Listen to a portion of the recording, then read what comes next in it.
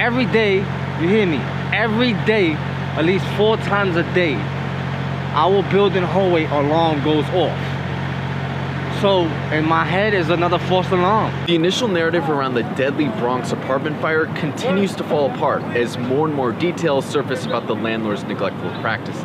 Most recently, the tenants filed a $3 billion lawsuit against one of the investment companies that owns the building.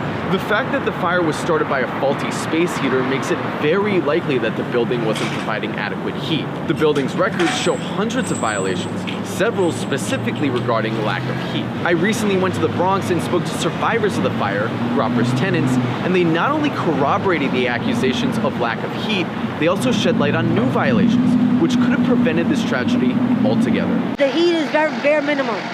If it lasts like 5 minutes on, like that's about it. We freezing in that building. Yeah, how many people are using heaters in that building? I guarantee you, at least 100 people in this building got space heaters. I have a space heater myself. I do have a space heater. Yeah, I have one in my living room and one in my son's room.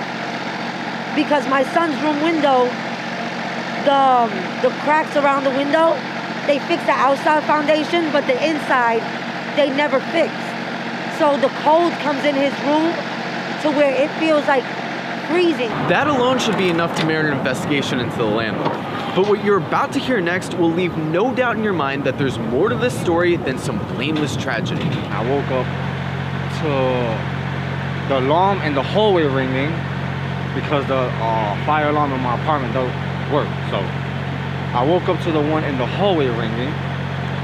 So I didn't pay no mind at first because every day, at least 4 times a day, that alarm rings. Every day, you hear me, every day, at least 4 times a day, our building hallway alarm goes off. So in my head is another false alarm. We heard alarms going off, but because the alarms in the building goes off at least 3 to 4 times in a day, there's really like, you never know if there's a fire or if there's not a fire going on. So it's everybody's a little leery. It's like bypass, okay, it's always going off. This time it was actual fire.